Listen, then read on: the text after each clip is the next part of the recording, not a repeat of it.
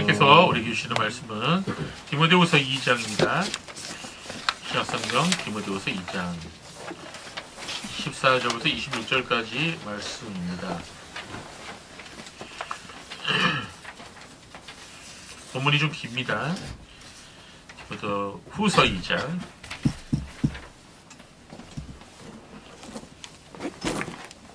디모데후서 2장 14절부터 26절까지 말씀 함께 교독하도록 하겠습니다. 제가 먼저 14절 읽습니다. 너는 그들로 이 일을 기억하게 하여 말다툼을 하지 말라고 하나님 앞에서 엄히 명하라. 이는 유익이 하나도 없고 도리어 듣는 자들을 망하게 함이라. 너는 진리의 말씀으로 옳게 분별하며 부끄러울 것이 없는 일꾼으로 인정된 자로 자신을 하나님 앞에 드리기를 하시라. 망령되고 헛된 말을 버리라. 그들은 경건하지 아니하며 점점 나아가나니 그들의 말은 악성 조명이 퍼져나간과 같은데 그 중에 후메네오와 빌레도가 있느니라. 진리에 관하여는 그들이 그릇되었도다. 부활이 이미 지나갔다 하므로 어떤 사람들의 믿음을 무너뜨리느니라. 그러나 하나님의 견고한 터는 섰으니 이춤이 있어 일러스되 주께서 자기 백성을 아신다 하며 또 주의 이름을 부르는 자마다 우리에서 떠날지어다 했느니라. 큰 집에는 금그릇과 은그릇뿐 아니라 나무그릇과 질그릇도 있어 귀하게 쓰는 것도 있고 천하게 쓰는 것도 있나니 그러므로 누구든지 이런 것에서 자기를 깨끗하게 하면 그이 쓰는 그릇이 되어 거룩하고 주인의 쓰심에 합당하며 모든 선한 일에 준비함이 되리라. 또한 너는 청년의 정욕을 피하고 주를 깨끗한 마음으로 부르는 자들과 함께 의와 믿음과 사랑과 화평을 따르라. 어리석고 무식한 변론을 버리라. 이에서 다툼이 나는 줄 알미라. 주의 종을 마땅히 다투지 아니하고 모든 사람에 대하여 온유하며 가르치기를 잘하며 참으며 거역하는 자를 온유함으로 훈계할지니 혹 하나님이 그들에게 회개함을 주사 진리를 알게 하실까 하며 다같이 그들로 깨어 마귀의 오류에서 벗어나 하나님께 사로잡힌 바 되어 그 뜻을 따르게 하실까 함이라. 아멘. 긴 구절 읽으셨습니다. 오늘 주께서 쓰실 만한 그릇이 되게 하라 라는 제목으로 하나님 말씀 함께 나누도록 하겠습니다. 자, 디모데후서를 우리가 지금 발음을 읽었는데요. 이 디모데후서는 사도 바울이 쓴 편지입니다. 여러분들 아시는 바와 같이 바울 사도는 결혼하지 않았죠. 평생 주를 위해서 살다가 주를 위해서 순교했습니다. 그래서 자녀가 없어요. 그러나 사도 바울에게는 이제 아들처럼 사랑하고 아끼는 애지자가 있었습니다. 바로 디모데입니다. 그의 이름 디모데는 헬라어로 티모테오스입니다. 영어로 하면 티모티죠. 요사이 듄이라는 영화가 사용되고 있죠? 듄2입니다. 듄2. 벌써 그 영화의 주인공 이름이 누구죠? 티모시 살라메. 예, 바로 본문 이름 디모데 이름을 그대로 사용한 거예요. 자, 헬라어로 티모테오스는 이 두 단어로 이루어져 있는데요. 먼저 헬라어 티메라는 단어. 이 단어의 의미는요. 가치, 존경, 영예 혹은 존경을 표현하다. 그런 뜻이에요. 아주 좋은 이름이에요. 그 다음에 그 뒤에 하나님을 의미하는 테오스가 붙었어요. 그래서 티모테오스가 된 것입니다. 그러니까 이 티모테오스라는 이름은요. 하나님의 사랑을 받는다는 의미 또는 하나님을 공경하는 자, 하나님을 영화롭게 하는 자라는 의미가 돼요. 굉장히 좋은 의미죠. 티모시 살라메는요. 아버지는 프랑스인 개신교인이고요. 어머니는 오스트리아계와 러시아계가 섞인 유대인이에요. 복잡하죠? 피가 엄청 많이 섞였어요. 그래서 잘생겼나봐요. 마찬가지로 오늘 본문에 나오는 이 디모데도 부모가 국제결혼을 했습니다. 아버지는 헬라인이고요. 그리고 어머니는 유대인이었어요. 그래서 디모데는 이 하나님에 대한 믿음을 어머니로부터 이어받았습니다. 그의 어머니 유니게와 또 외할머니 로이스로부터 하나님을 믿은 믿음을 이어받은 거죠. 여러분 자녀에게 물려줄 수 있는 유산 중에 제일 좋은 유산이 뭘까요? 예, 증권이에요? 다이아몬드 반지일까요? 아파트예요? 아니에요. 부모님이 자녀에게 물려줄 수 있는 유산 중에 제일 훌륭한 유산은 신앙의 유산입니다. 그걸 여러분 우리가 인생을 다 겪고 나면 나중에 그걸 정말 깨닫게 됩니다. 자녀에게 신앙 유산을 물려주는 게 그 아이에게 가장 큰 재산이 됩니다. 그 아이를 행복하게 해준다는 거죠. 디모데는 이처럼 훌륭한 신앙의 유산을 어디로부터? 외할머니로부터, 엄마로부터 물려받았어요. 즉 외가댁으로부터 물려받았다는 것입니다. 자, 성경 디모데후서 1장 5절 보세요. 여러분 간지 보세요. 같이 읽어볼까요? 이는 내 속에 거짓이 없는 믿음이 있음을 생각함이라. 이 믿음은 먼저 내 외조모 로이스와 내 어머니 유니게 속에 있더니 내 속에 있는 줄을 확신하더라. 사도 바울이 디모데에게 이 얘기했어요. 네가 가지고 있는 그 믿음이 외가댁에서부터 흘러나온 거다. 신앙의 유산이다. 이렇게 얘기한 거예요. 사도행전 16장 1절에 3절 보면 이 디모데에 관한 소개를 하고 있습니다. 한번 읽어볼까요? 바울이 더베와 루스드라에도 이름에 거기 디모데라 하는 제자가 있으니 그 어머니는 믿는 유대 여자요 아버지는 헬라인이라. 디모데는 루스드라와 이고니에 있는 형제들에게 칭찬받은 자니 바울이 그를 데리고 떠나고자 할새 그 지역에는 유대인으로 말미암아 그를 데려다가 할례를 행하니 이는 그 사람들이 그의 아버지는 헬라인인 줄 다 알미러라. 자, 디모데는 루스드라라고 하는 도시에서 살고 있었어요. 그러다가 사도 바울이 그곳에 와갖고 복음을 전했을 때 예수님을 영접한 것 같아요. 그리고 사도 바울이 다시 또 와서 제2차 전도 여행 때 바울을 만나 제자가 되어 따르게 됩니다. 디모데는 사도 바울의 전도 여행에 함께 동참해서 복음을 전했어요. 그 후에 사도 바울이 이 로마의 감옥에 갇히게 됩니다. 그러자 바울은 이 디모데를 자기 대신으로 에베소 교회로 파송했어요. 디모데야, 내가 감옥에 갇혀서 돌볼 수가 없으니 교회를 네가 가서 에베소 교회를 좀 돌봐라. 여러분 요한계시록에 보면 7교회가 나오죠. 소아시아. 그 7교회 중에 제일 첫 번째 나오는 교회 이름이 어디예요? 에베소 교회예요. 에베소 교회는 그 당시에 소아시아에서 가장 중심이 되는 큰 교회였어요. 그래서 디모데는 이 에베소에 가서 그곳에 목회를 했습니다. 그리고 교회를 섬겼어요. 그래서 바울이 디모데에게 편지를 2번 보냈는데 바로 디모데전서와 디모데후서예요. 바로 그 편지를 받은 곳이 바로 이때 에베소 교회를 섬기고 있었을 때입니다. 자, 디모데가 65세쯤 됐을 때 에베소 지역의 주교가 되었어요. 주교라는 말은 목사님들 위에 또 대표를 하는 그런 목사 위에 그 지도자를 말하는 거죠. 자, 그곳에서 주를 섬기다가 사도 바울이 순교한 이후에 주 80여 년경에 디모데도 에베소에서 순교했다 그래요. 자, 전해지는 말에 의하면 디모데가 어떻게 순교했냐면요. 에베소에서 하루는 이 다이아나 여신, 여러분 다이아나가 여신 이름이에요. 예, 다이아나를 이름 참 많죠. 이 다이아나 여신의 제사가 진행되고 있을 때 사람들에게 그 여신이 참신이 아니라 우상에 불과하다고 디모데가 얘기를 했어요.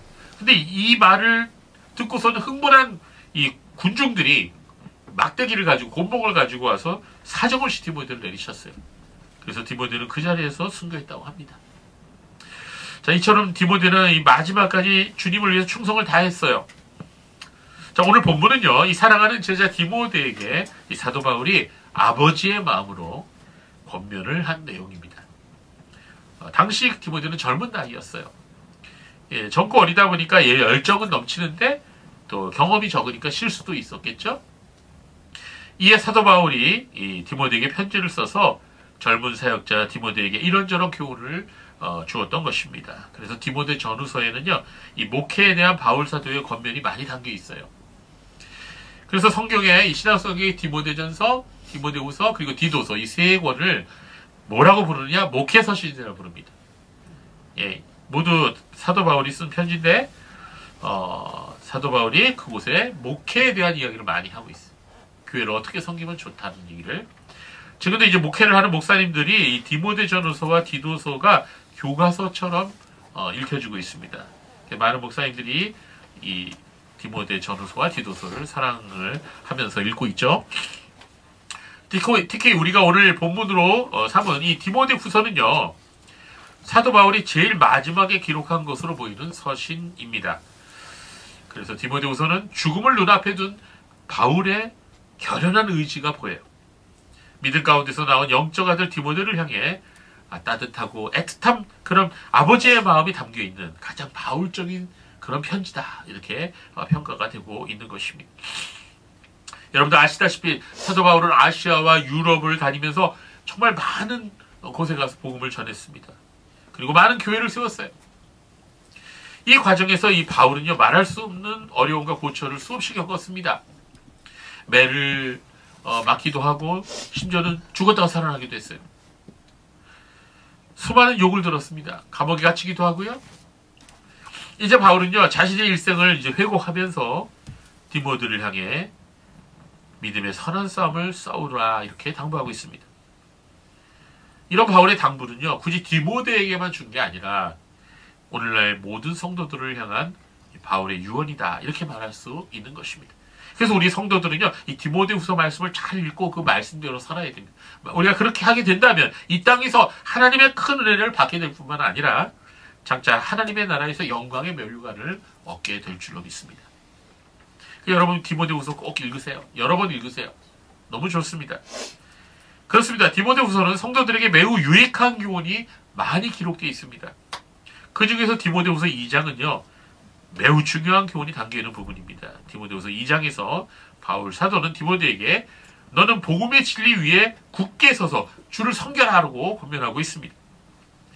바울은 디모데후서 2장 3절부터 6절까지의 말씀에서 그리스도인을 뭐로 비교했냐면요. 그리스도인은 군사다. 군인하고 똑같다. 이렇게 비교했습니다. 그리고 그리스도인은 뭐와 같냐? 경기하는 운동선수. 그러니까 우리가 올림픽 같은 데서 나와서 경기하는 그 운동선수와 같다 그랬어요. 그리고 또 그리스도인은 농부와 같다. 씨를 뿌리고 열매를 거두는 농부와 같다. 이렇게 세 가지 비유를 합니다. 이 세 가지 비유 모두 하나님의 나라를 위해서 충성하는 그런 모습으로 설명을 합니다. 디모데후서 2장 3절부터 6절을 한번 같이 읽어볼까요? 시작. 너는 그리스도 예수의 좋은 병사로 나와 함께 고난을 받으라. 병사로 복무하는 자는 자기 생활에 얽매이는 자가 하나도 없나니 이는 병사로 모집한 자를 기쁘게 하려 함이라. 경계하는 자가 법대로 경계하지 아니하면 승자의 관을 얻지 못할 것입니다. 수고하는 농부가 곡식을 먼저 받는 것이 마땅하니라. 네. 이처럼 디모데후서에서는 사도 바울이 하나님께 온 힘을 다해서 충성할 것을 디모데에게 권면하고 있는 것입니다. 또한 이 사도 바울은 이 디모데에게 또 다른 교훈을 주고 있는데 그건 바로 이단에 대한 경고예요. 그래서 디모데후서 오늘 본문 2장에는 이 이단에 대한 경고가 참 많이 있습니다. 당시 에베소 교회는요, 이단들이 교회 안에 침투해 들어왔어요. 그로 말미암아 어려움을 겪고 있었습니다. 바울은 이단들과 힘든 싸움을 싸우고 있는 디모데를 지금 격려하고 있습니다. 바울이 사역하던 시대에도 이단들이 교회 안팎에서 극성을 부리고 있었어요. 그래서 디모데 전후서를 통해서 바울 사도는 계속적으로 에베소 교회에 침투한 이단들에 대한 주의를 강조하고 있습니다. 에베소 교회에 침투한 대표적인 이단으로 영지주의가 있었어요. 그리고 유대 율법주의가 있었고 그릇된 금욕주의 등이 있었습니다. 여러분 영지주의라고 많이 들어보셨죠? 영어로 노스티시즘이라고. 오늘날 거의 모든 이단들의 할아버지 할머니 격이에요. 그들은 뭐라고 말했냐면 특별한 지식이 있어야 된다. 영적 지식이 있어야 구원을 받는다. 이렇게 해서 미혹을 합니다. 그래서 영지주의예요. 자, 또한 유대주의와 금욕주의는요, 율법주의와 행위구원을 주장하는 이단들의 조상이라고 말할 수가 있습니다. 자, 이러한 이단들은 오늘날에도 여전히 교회를 힘들게 하고 괴롭히고 성도들을 미혹하고 있는 것입니다. 제가 이전에 부목살이 있었던 인천의 주한장로교회라는 큰 교회가 있어요. 거기에 신천지가 대거 들어와갖고 교구 하나가 가버렸어요. 교구 하나가 신천지로. 얼마나 많은 성도들이 미혹에 당했는지. 그처럼 오늘날도 이단들이 교회 안에 들어와서 교회를 미혹하고 성도들을 이끌어가고 있는 것입니다. 이러한 이단들에 대해서 사도 바울은 디모데에게 주의하라고 당부하고 있어요. 오늘 본문 14절 볼까요? 2장 14절 같이 읽어봅시다. 시작. 너는 그들로 이 일을 기억하게 하여 말다툼을 하지 말라고 하나님 앞에서 엄히 명하라. 이는 유익이 하나도 없고 도리어 듣는 자들을 망하게 합니다. 자, 바울은 뭐라 그랬어요? 이 일을 기억하게 하여 말다툼을 하지 말라고 엄히 명했어요. 여기서 말한 이 일이 뭘까요? 그건 바로 앞에 나오는 11절부터 13절까지 말씀의 내용이에요.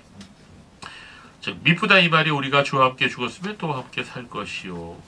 참으면 또한 함께 왕노릇 할 것이요 우리가 주를 부인하면 주도 우리를 부인하실 것이라. 우리는 미쁨이 없을지라도 주는 항상 미쁘시니 자기를 부인하실 수 없으시리라. 예, 하나님을 끝까지 믿고 믿음을 지킨 사람은 주님께서도 그 사람을 기억하시고 구원해 주시고 그에게 상급을 주실 것이라는 그런 약속의 말씀입니다. 그러니까 이걸 기억하고 너희가 이 땅에서 헛되이 말다툼을 하지 마라. 그렇게 말씀하고 있는 것입니다. 자, 오늘 본문이 주는 경고는요. 그 당시 교회를 어지럽히던 이단적 가르침에 대해서 특별히 육체의 부활을 믿지 않은 사람들에 대해서 말씀하고 있습니다. 자, 그 당시 이단들이 뭐라 그랬냐면요. 예수님을 믿기는 믿는데 영의 부활만 믿고 육체의 부활은 우리는 믿지 않는다. 이렇게 얘기했어요. 자, 영의 부활은 이미 지나갔다고 얘기합니다. 그리고 우리가 마지막 날에 주님과 함께 육체도 새롭게 부활할 것이라고 말하는 것을 믿지 않았어요. 그 말씀 믿지 않았어요. 한마디로 육체의 부활을 안 믿는 겁니다. 사도 바로 이러한 이단적인 가르침에 대해 경고를 지금 하고 있는 것입니다. 그런데 이런 이단적인 가르침은 오늘날에도요. 교회 안이나 교회 바깥에 존재하고 있어요. 제가 몇 년 전에 기독교 장로회 소속 모 교회 부활절 예배에서 그 교회 담임 목사가 설교하는 것을 들어봤어요. 뭐라 그랬느냐? 이런 말을 하더라고요. 여러분, 예수가 육체적으로 부활했는지 아닌지 별로 중요한 문제 아닙니다. 중요한 것은 예수의 정신이 부활했다는 것입니다. 초대교회와 예수의 제자들은 예수의 정신을 이어받아 로마 제국의 압제에 굴복하지 않고 저항했다는 것입니다. 이러한 저항 정신이 오늘날 교회에도 필요한 것입니다. 하면서 대정부 투쟁을 하라고 이렇게 얘기합니다. 보세요. 어때요, 여러분? 이거 명백한 이단이거든요. 이건 정말 악한 이단입니다. 그런데 이러한 설교를 하는 목사들이 한둘이 아니라는 거예요. 그들은 실제로 예수께서 육체로 부활하셨다는 사실을 믿지 않습니다. 그래서 그런 설교를 하는 거죠. 그런데 그들이 예수님의 육체적 부활을 안 믿은 것뿐만 아니고요. 예수님의 동정도 탄생도 믿지 않습니다. 복음서에 나타난 기적도 다 믿지는 않아요. 예수님의 대속으로 죽으심을 해난 죄용서. 그러니까 우리가 예수님 십자가에서 피 흘리심으로 우리가 죄용서를 받는다는 그것도 믿지 않습니다. 그리고 예수님이 장차 재림하실 거라고 하는 것도 믿지 않아요. 그거 모두 다 초대교회 사람들의 신앙 고백이었다. 이렇게 말합니다. 이게 어떻게 기독교라고 할 수 있어요? 그래서 옛날에 메이첸 박사님이 일찍이 이런 주장을 하는 사람들은 기독교인이 아니고 그들은 다른 복음을 전하는 자들이라고 말했던 것입니다. 오늘날 이단은 교회 밖에만 있는 게 아니에요. 교회 안에도 버젓이 들어와 있어요. 특히 이러한 이단의 특징은요. 교회 다니는 사람들 가운데 가만히 들어와서 사람들을 시험에 들게 하는 것입니다. 자, 그러한 일들이 이미 초대교회 때부터 있었다는 것입니다. 우리가 조심해야 돼요. 진리의 지식을 가진 사람들을 그 진리에서 떠나게 하는 것은 정말 악한 일이에요. 한 영혼이 멸망의 길로 끌어가는 것이기 때문에 심각한 일이 아닐 수 없습니다. 그래서 우리로 오늘날에도 교회 안에 새겨지는 이러한 거짓된 가르침을 주의해야 됩니다. 믿어도 바로 믿어야 되고요. 성경대로 말씀대로 믿어야 돼요. 성경적 진리에 입각한 바른 신앙에 위해서 열심을 내야 합니다. 무조건 열심을 낸다고 좋은 게 아니에요. 뭐 교회 나와서 열심히 봉사한다고요? 예, 그걸로 구원받을 수 있다고 생각하면 큰일 납니다. 그릇된 가르침과 미신적이고 종교 혼합적인 가르침을 우리가 구별할 수 있어야 돼요. 이런 거짓된 가르침, 사람들의 영을 혼미하게 만드는 가르침이 오늘날 교회 안에도 가만히 들어와 사람들을 미혹하고 있다는 거예요. 그러므로 이런 거짓된 가르침에 빠지지 않도록 정말 주의하시기 바랍니다. 그럼 어떻게 해야 될까요? 성도 여러분, 말씀을 배우는 일에 게을리하지 마십시오. 하나님께서는요, 진리의 말씀을 통해서 우리를 만나주십니다. 바른 교회와 신앙을 통해서 더 깊이 하나님을 알아갈 수 있는 거예요. 그래서 우리는 한이라도 젊은 나이에 하나님 말씀 안에서 훈련받는 일을 부지런히 해야 됩니다. 지난 한 주간 동안 여러분 말씀과 얼마큼 가까이 있습니까? 아니면 그냥 한 주간 그냥 바람같이 확 지나갔어요? 하도 정신없다 보니까? 우리가 젊은 나이에 신앙생활 게을리하면요, 장년기와 노년기 되면 신앙 성장하기가 더 어렵습니다. 제가 항상 얘기하는 게 성경을 읽을 때 통독을 하면서 성경 전체를 여러 번 읽어야 돼요. 제가 여러분에게 드린 그 USB 기억하시죠? 너 어디야? 집안 어디 구석에서 처박아놨어요? 여러분 핸드폰에다 옮기세요. 거기에 있는 그 조나단 에드워드 신앙감정론 강의하신 총신대 이상훈 교수님이 이런 얘기를 했어요. 거기도 나와요. 그 강의에도. 중요한 책은 적어도 7번을 읽어야 된다. 몇 번 읽으라고요? 7번 읽어야 된다. 그래야 이해할 수 있다 그랬어. 그렇습니다. 중요한 책은 여러 번에 걸쳐 읽어야 되는 거예요. 여러분 성경 전체를 몇 번 통독해서 솔직히 태어나서 지금까지 몇 번 통독해요? 주모야 몇 번 통독했니? 항상 주모만 얘기해서 미안하다. 대답을 안 해도 돼요. 몇 번 통독했는지 넌 알 거야. 그치? 여러분 최소한 7번은 통독하셨죠? 어때요? 고개를 설레설레 흔들었습니다. 여러분 그러나 하나님의 말씀이 성경은요 7번만이 아니고 70번씩 7번이라도 읽어야 됩니다. 이 성경 전체가 우리 마음속에 각인돼 있으면요 설교를 들어도 성경 공부를 해도 경건서적을 읽을 때도 굉장히 배울 수 있는 부분이 많아져요. 말씀에 대한 지식과 이해가 기본 바탕이 되면요 설교를 들어도 그렇지 못한 사람보다 더 깊이 설교를 이해하게 됩니다. 영적인 유익도 더 얻게 되는 거예요. 그러나 말씀에 대한 기본 이해가 부족한 사람은요 설교를 들어도 많이 놓쳐요. 다 이해하지 못합니다. 그렇게 되면 설교를 들어도 경건서적을 읽어도 잘 깨닫지 못하는 거예요. 이건 마치 우리 몸하고 똑같은데요. 여러분 사람들 중에 장이 좋지 않은 분은요 똑같은 음식을 먹어도 소화가 다 되지 못하고 뒤로 나가버리죠. 저희 집에도 그런 분이 한 분 있는데 입으로 먹은 영양분 중에서 어떤 사람은 80, 90%를 소화해내서 영양분을 다 흡수할 수 있어요. 근데 장이 좋지 않은 사람은요 장에서 영양분을 흡수하지 못하니까 아무리 먹어도 영양이 부족하게 되는 거예요. 그래서 모든 건강의 근본은 장의 건강에 있다고 많은 의사들이 얘기합니다. 이 장이 건강할 수 있도록 해야 된다는 거예요. 이 장이 건강해야 폐도 건강하고 심장도 건강하고 피부도 건강하게 된다는 거예요. 그럼 장에 좋은 음식을 주로 섭취해야죠. 그리고 장에 좋지 않은 음식은 피해야 되는 거죠.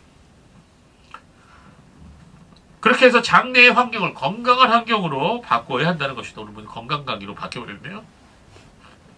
어떤 사람은 장이 너무 안 좋아서 병원에 입원까지 해서 치료를 했대요. 근데 아무리 치료를 해도 효과가 없었답니다. 그래서 의사가 한 가지 방법을 제안했대요. 그것은 장이 건강한 사람의 대변을 추출해서 아픈 사람의 장내에 주사하는 방법이에요. 여러분이면 그 방법을 받으시겠습니까? 아무리 그래도 대변인데 도저히 그 치료법을 받아들일 수가 없었답니다. 그래서 고민하다가 결국 자기 여동생의 것을 장에다 주입했대요. 실제 있었는 일이에요. 그런데 그 치료법이 효과를 봤다는 거예요. 그래서 퇴원했어요. 이 치료법을 뭐라 그러냐? 똥이식, 대변이식이라 그랬대. 실제로 이게 의료 용어입니다. 여러 사람들이 이 방법을 통해서 건강을 회복됐다고 해요. 이 대변이식은요, 타인의 대변을 대장이나 소장에 주입하는 치료법이에요. 건강한 사람의 장내 세균총이 살아있는 상태로 옮겨지기 때문에 이식받은 사람의 장 건강도 개선될 수 있다고 하는 것입니다.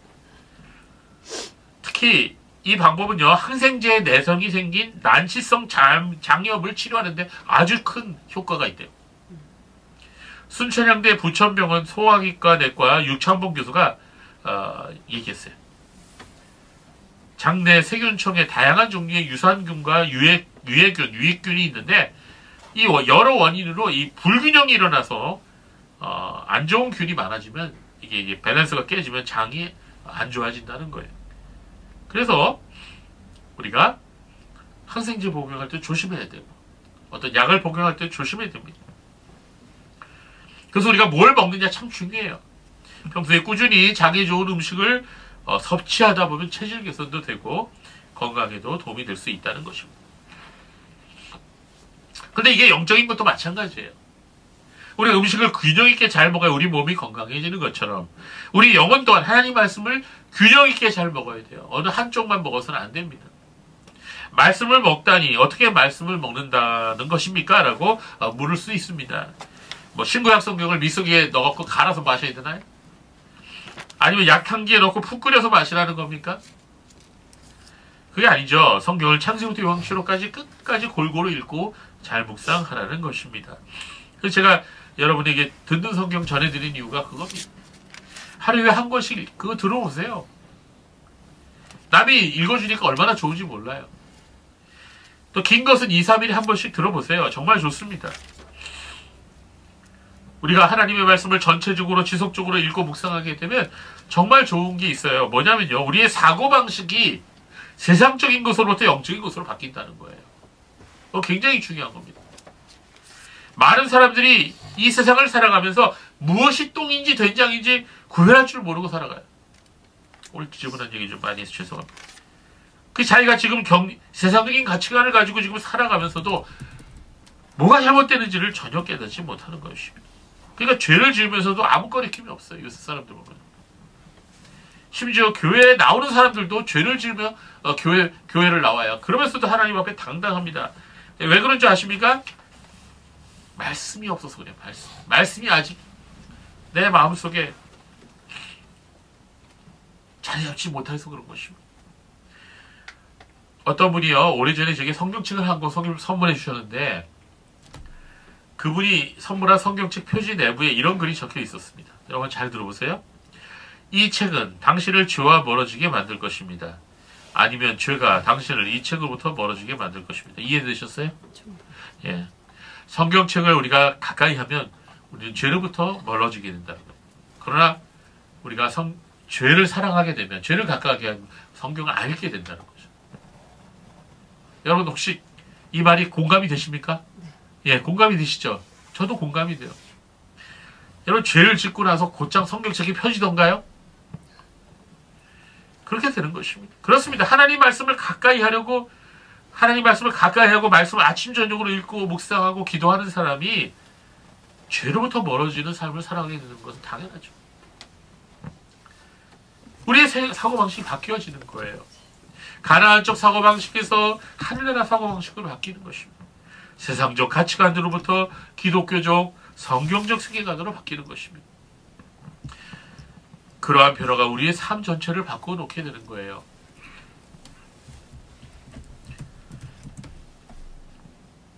다시 본문으로 우리 돌아오겠습니다. 사도 바울은 디모데에게 교회 안으로 가만히 들어와서 교회를 어지럽히는 이단들에 대해 경고하고 있습니다. 이러한 이단적인 가르침의 위험성은 단지 우리를 잘못된 길로 가는데 그치는 게 아니에요. 계속 가다 보면 멸망의 문으로 이끄는 길이 됩니다. 우리 인생 전체를 망치는 길이 되고 마는 것입니다. 이단적 가르침은 한 사람의 인생을 망하게 하며 그 영혼을 지옥으로 떨어지게 만듭니다. 오늘 본문 14절에 보면 이는 유익이 하나도 없고 도리어 듣는 자들을 망하게 한다 했어요. 16절을 보면 그러한 거짓 교훈이 경건하지 아니한 자리로 계속 나아가게 한다고 했습니다. 18절에는 이러한 이단적 가르침이 우리의 믿음을 무너뜨린다고 했어요. 그래서 이단에 속한 사람들은 가까이 하지 않는 게 상책이에요. 이단적인 생각을 가진 사람과 논쟁하거나 싸우지 말라는 거예요. 아무 유익이 없고 오직 내 영혼에 악한 영향력만 미친다는 것입니다. 성도는 그래서 이단들과의 논쟁에 빠져들지 말아야 합니다. 창세기 3장을 보면요, 우리 조상 하와도요, 뱀의 말을 듣고 있다가 유혹에 걸려 넘어졌죠. 이단적인 말을 하는 사람과는 말도 섞지 말아야 한다는 거예요. 그러므로 우리는 요즘같이 영적으로 혼탁한 시대에 잘못된 이단들의 아주 교묘한 가르침을 주의해야 됩니다. 성경 공부 가르쳐 준다면서 끌고 가죠? 성령의 역사를 빙장한 신비한 영적 체험이 있다면서 우리를 유혹합니다. 자, 그런 것에 미혹되는 사람들은요, 사도행전 8장에 나오는 마술사 시몬을 따르는 자와 같은 거예요. 마술사 시몬이 사도행전 8장 9절부터 11절에 보면 그 성에 시몬이라는 사람이 전부터 있어 마술을 행하여 사마리아 백성을 놀라게 하며 자칭 큰 자라 하니 낮은 사람부터 높은 사람까지 다 따르며 이르되 이 사람은 크다 일컫는 하나님의 능력이라 하더라. 오랫동안 그 마술에 놀랐으며 그들이 따르되 오늘날도요 이 마술을 보고 하나님의 역사라고 오해하는 사람들이 있어요. 여러분 금가루 입안에 이 아말감이 금으로 바뀌는 그런 일을 교회 안에서 해요. 그러면서 이게 하나님의 능력이라고 말합니다. 그게 어떻게 하나님 능력이에요?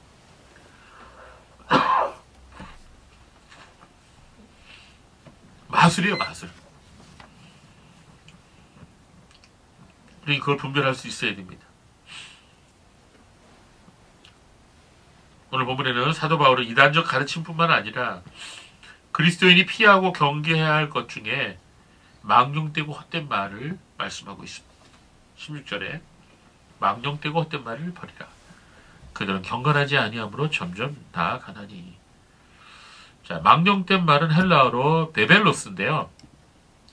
이 단어는요, 어떤 뜻이 있냐면요, 건물에 들어가는 문지방에서 파생된 말이에요. 예, 그래서 어원적 의미로는 부적절한 승인되지 않은 진입, 불법 주거 침입 등으로 문지방을 넘다라는 의미입니다. 자, 이 말은 어떤 의미냐면 믿음 없이 하나님께 접근하는 사람이에요. 하나님께 나아가기 부적합한 사람들을 가리키는 것입니다. 한마디로 교회를 오긴 오는데 더럽혀지고 세속적인 마음에서 나오는 말을 가지고 경건한 말과 불건전한 말과 태도를 가지고 교회에 나오는 사람들을 말하는 거예요. 세상의 가치 기준에 입각한 말들을 버리지 못한 사람들을 말하는 겁니다. 베벨로스가 그런 의미예요. 여러분 세속적인 말은 어떤 거죠? 여러분 세속적인 말이라고 하는 거는 이런 겁니다. 물질에 대한 자랑하는 말. 세속적인 가치에 대해서는 지나친 관심이 있는 것. 내가 사는 집이 몇 평인지, 입고 다니는 옷이 얼마인지, 타고 다니는 차가 얼마인지, 학벌이 얼마나 좋은지, 그냥 농담이나 지나가는 말이 아니라 진짜로 그걸 자랑스럽게 여기는 것. 사람들이 은근히 과시하기를 좋아하고 떠벌리기 좋아하는 사람들이 하는 말이 바로 베벨로스예요. 이 어원적 의미가 그래요. 또한 바울은 불경건한 말들을 주의하라 그랬어요. 이 불경건한 말은 의로롭지 못한 말을 말합니다. 그리고 헛된 말은 뭘까요? 헛된 말. 헛된 말은 헬라어로 케노포니아예요. 케노포니아. 한마디로 공허한 말이에요. 이 케노포니아에 해당되는 것은 의미 없는 논쟁이나 말다툼 그리고 나불나불 수다를 떠는 헛된 말들로서 공허하고 가치없는 말들을 망하는 것입니다. 그래서 망령되고 헛된 말을 버리라를 영어로 표현하면 어보이드 피하라, worldly 세상적이고 ungodly 불건건한 그리고 empty chatter 공허한 떠든 수다 이런 것들을 피하라 이렇게 표현할 수 있는 것입니다. 헛된 말이라고 하는 건 뭘까요? 서로에게 상처를 주고 공동체를 어지럽히는 말입니다. 무의미한 대화, 핵심 없는 대화, 비판을 위한 비판, 자기 의를 주장하는 말들, 공동체를 파괴하는 말들, 서로를 세우기보다는 때려눕히는 말들, 다른 사람의 연약함을 비꼬는 말들, 사람을 세워주거나 축복하는 말이 아닌 그야말로 빈말을 말하는 것입니다. 교회를 가장 어지럽히고 힘들게 하는 말이 바로 이런 말들이에요. 교회를 세우고 사람을 변화시키는 것도 말을 통해서지만 또 교회를 어지럽히고 성도를 넘어뜨리는 것도 다 말들로 인한 것입니다. 그래서 우리가 말을 조심해야 됩니다. 오늘 본문에서 사도 바울은 이런 종류의 말의 위험성에 대해서 강한 어조로 경고하고 있어요. 23절에서 무식하고 어리석은 변론을 버리라. 이에서 다툼이 나는 줄 아미니라. 자, 말 그대로 무식한 변론으로 시간을 낭비하지 말라는 것입니다. 예, 그렇습니다. 우리가 어떤 게 무식한 말이냐? 우리가 배우지 못하는 것 자체는 죄가 아니에요. 그러나 무식한 변론은 악한 것입니다. 성경을 자기 마음대로 해석해서 이것이 옳다 저것이 옳다 하면서 자기 주장을 하는 사람들이 바로 그런 사람들이에요. 성경을 비판의 도구로 사용하는 사람들이에요. 무식한 변론이 어떤 것인지는 그 결과를 보면 알 수 있습니다. 무식한 변론은 결과적으로 공동체 내에서 다툼을 일으켜요. 남에게 상처를 줍니다. 하나님의 진리에 입각한 삶의 나눔은 이제 사람들을 세우고 공동체를 세우지만 어리석고 무식함에 입각한 그런 변론은요 공동체의 다툼을 불러오는 것입니다. 그래서 어떤 사람의 말이 지혜로운지 아닌지를 분별하는 기준은 그 말이 다툼을 일으키느냐 아니냐, 그걸 보면 알 수 있어요. 우리는 가정 안에서도, 직장 생활 안에서도요, 사람들과 대화할 때 우리의 말로 인해서 다툼이 벌어지지 않도록 해야 돼요.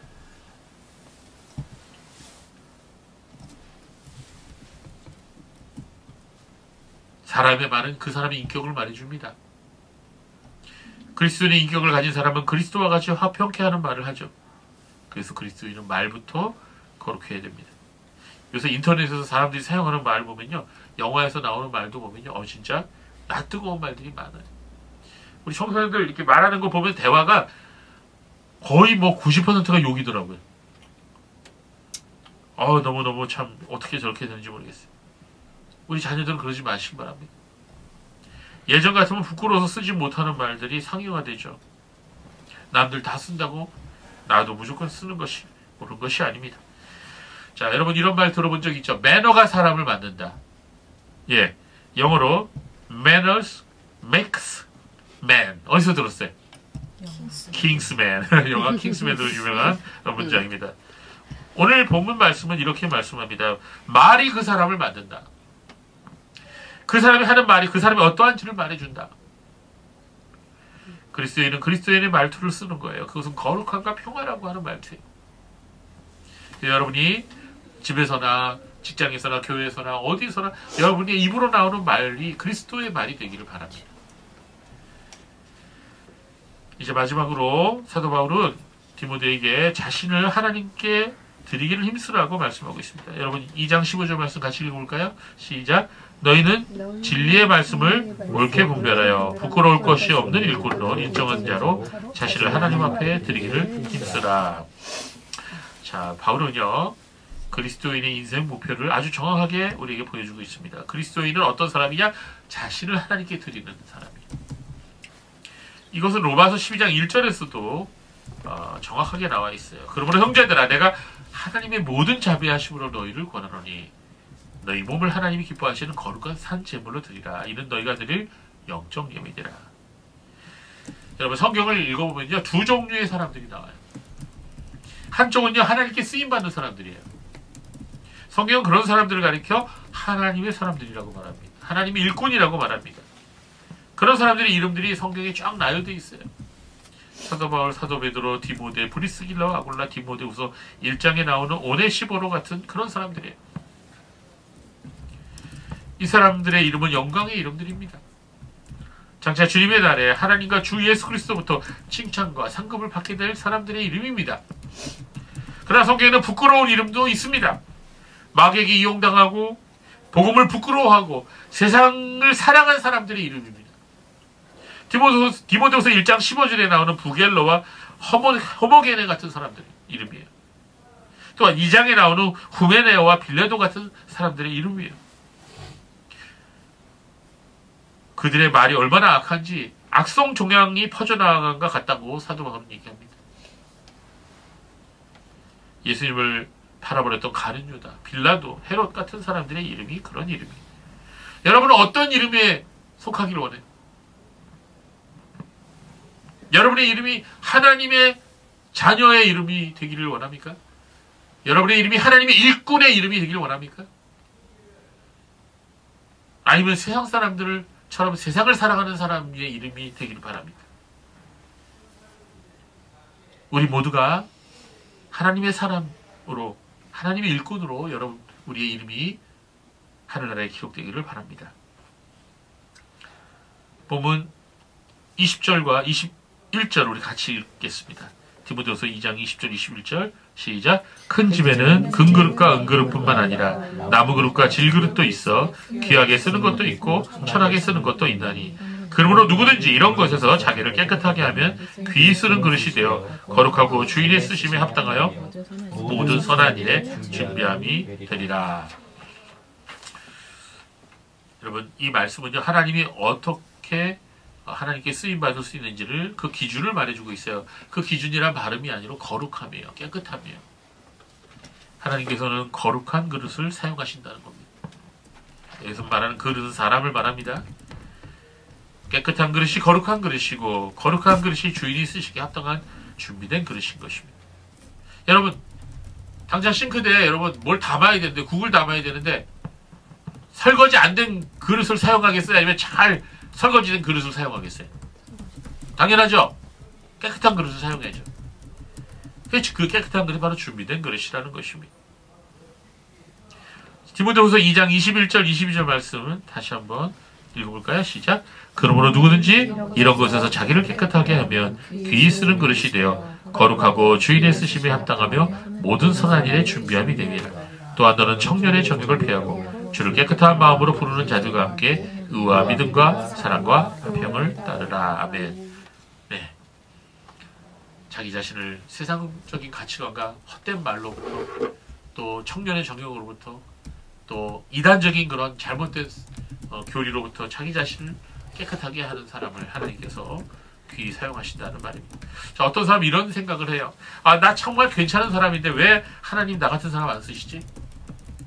만약 그런 생각이 든다면 먼저 내 자신부터 돌아봐야겠죠? 아무리 금그릇이라도 더러운 게 묻어 있으면요 당장 사용할 수가 없어요. 나에게 아직 세상적인 가치관에 구정물이 묻어 있다면 하나님 쓰시기 아직 준비가 되어 있지 못한 것입니다. 그래서 하나님 왜 나 안 쓰십니까? 라고 질문하기 전에 하나님의 선한 일에 쓰이기에 준비된 그릇인지 내 자신이 깨끗한 그릇인지 한번 돌아봐야 될 것입니다. 자, 어떤 분은 이렇게 얘기하죠. 하나님 나 복 주세요. 하나님 나 복 좀 받고 싶어요. 돈도 좀 주시고요. 좀 나에게 명예도 주시고 좀 유명도 하게 해주세요. 나에게 복을 주시기 원합니다. 이렇게 구할 수 있어요. 여러분 하나님께 복을 구하는 건 잘못된 거예요? 잘못된 거 아니에요. 복을 구하는 게 잘못된 거예요? 하나님께 복을 구하는 건 잘못된 일이 아니에요. 예, 그걸 기복신앙이라고 얘기하는데 그렇지 않습니다. 우리 하나님께 복을 구해야 돼요. 왜냐하면 하나님만이 복을 주실 수 있는 분이기 때문입니다. 그러나 이걸 알아야 돼요. 복을 구하기 전에 먼저 내가 복을 담을 수 있는 그릇이 준비되느냐를 봐야 돼요. 우리 자신 스스로가 복을 받을 만한 그런 그릇이 먼저 되어야 된다는 것을 말씀하고 있습니다. 만약 내가 준비되지 않은 채, 내 그릇이 깨끗하지 않은 채로 만약에 하나님께 쓰임을 받거나 하나님의 복을 받게 된다면 어쩌면 나는 쓰임만 받고 나중에 버려지는 그릇이 될 수도 있는 것입니다. 예, 그렇습니다. 우리가 하나님의 복을 구하기 전에 하나님의 복을 받을 만한 그런 준비된 그릇이 만들어져야 되겠습니다. 여러분 말씀 많이 읽으세요. 기도 많이 하세요. 여러분 자신을 돌아보고 하나님 앞에 깨끗한 것이 되도록 힘쓰시길 바랍니다. 말씀을 이제 마치겠습니다.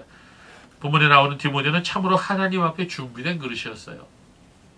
그래서 하나님께 쓰임받았던 것입니다. 세상 사람들이 알아주든지 못 알아주든지 하나님께 귀하게 사용된다면 그 사람의 인생은 참으로 복된 인생이 되는 것입니다. 세상에는 이처럼 이름도 없이 빛도 없이 세상이 알아주지 않더라도 하나님 나라와 복음을 위해 하나님의 손에 의해 사용된 하나님께 쓰임받은 그런 사람들이 많이 있습니다. 그들 모두가 하나님 나라가 임할 때 별과 같이 영원토록 빛나게 될 것입니다. 바라기는 우리 굴토교회 모든 성도들이 우리 자녀들이 하나님께 쓰임받는 하나님의 사람, 하나님의 그릇이 되기를 간절히 소망합니다. 기도하겠습니다.